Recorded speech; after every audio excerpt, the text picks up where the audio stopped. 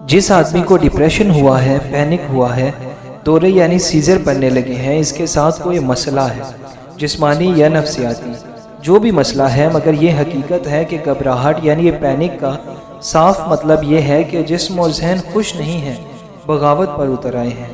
مریض کو مدد کی ضرورت ہے، کاؤنسلنگ ہونی چاہیے، اسے خود بیٹھ کر یہ دیکھنا ہے کہ آخر میرے ساتھ یہ کیوں ہو رہا ہے، آخر اس کی وجہ کیا ہے۔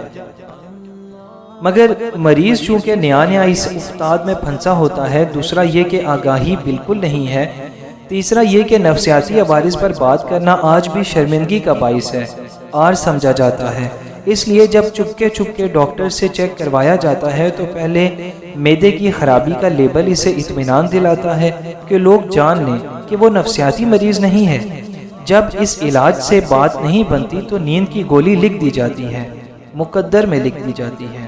اب کسی کو بتانے یا پریشان ہونے کی ضرورت نہیں، گولی کھاؤ اور مسئلہ بھول جاؤ۔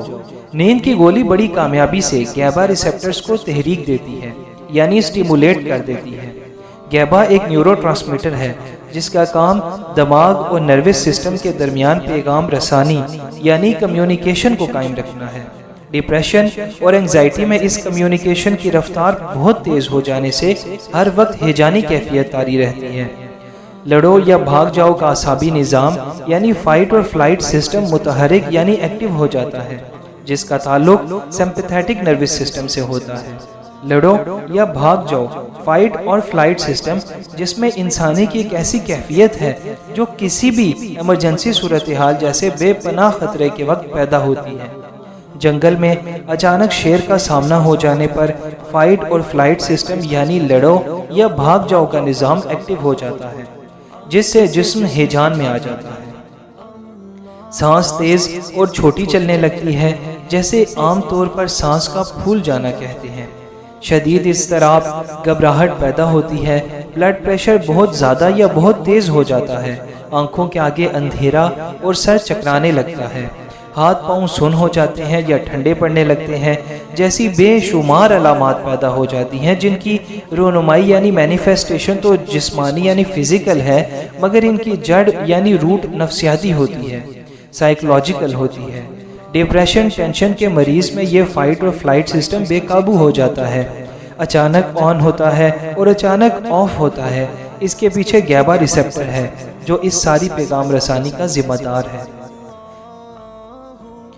نیند کی گولی ایک دھاندلی ہے، ایک ہیک ہے جو گیبا ریسپٹر کو تحریک دیتی ہے۔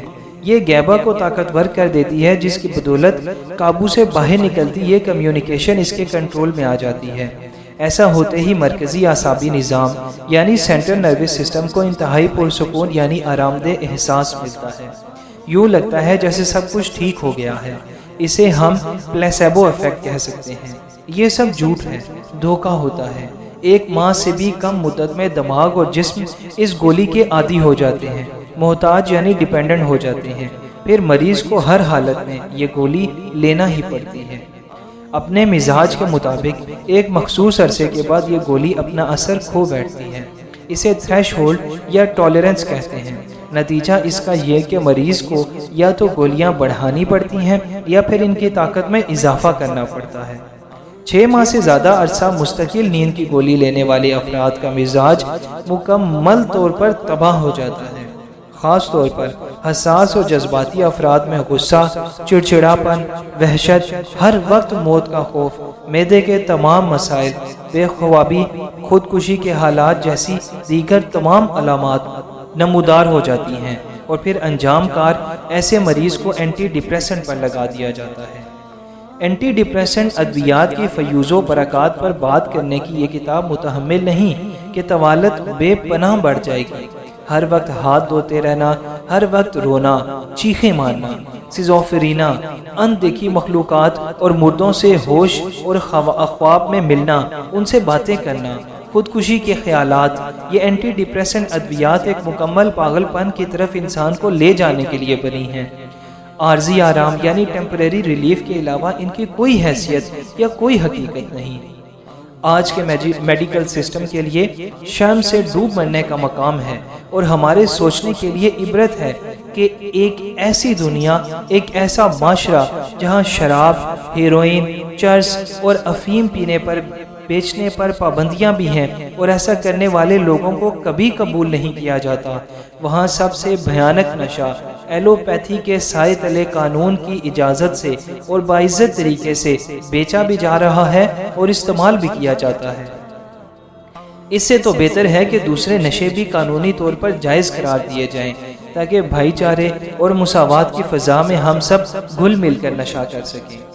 کسی ڈاکٹر سے پوچھیں کہ نیند کی گولی کا انٹر ڈوز وڈرال کیا شے ہے۔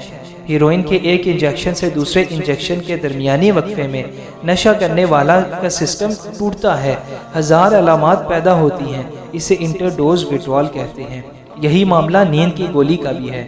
یہی وجہ ہے کہ خوراک یعنی ڈوز بڑھانی پڑتی ہے۔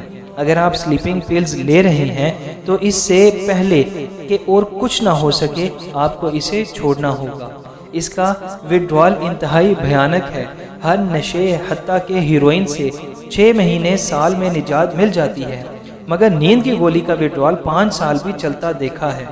جو نیند کی گولی چھوڑ دے گا اس کا ڈپریشن نارمل ہوتا چلا جائے گا۔ وقت بہت زیادہ بھی لگ سکتا ہے۔ اس کے 2 مراحل ہیں۔ پہلا ایکٹیو فیز، ایکیوٹ فیز ہے جو 3 ماہ سے پہلے 1 سال تک چل سکتا ہے۔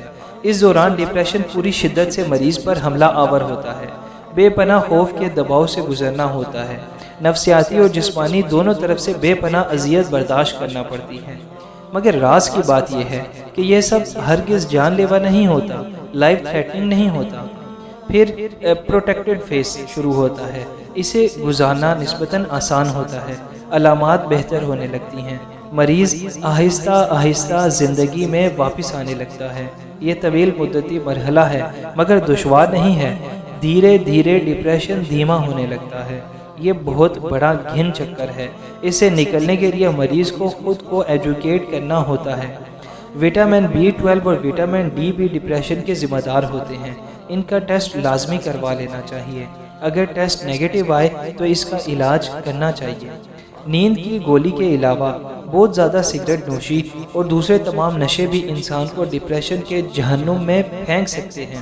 اسی طرح کسی کا لائف سٹائل اگر ٹھیک نہیں ہے، اگر زندگی میں گناہ بہت زیادہ بڑھ جائے تو ضمیر یعنی آپ کا اندر گلٹ بھی یہی کام کرتا ہے۔ احساس جرم بھی ڈپریشن کا ذمہ دار ہے۔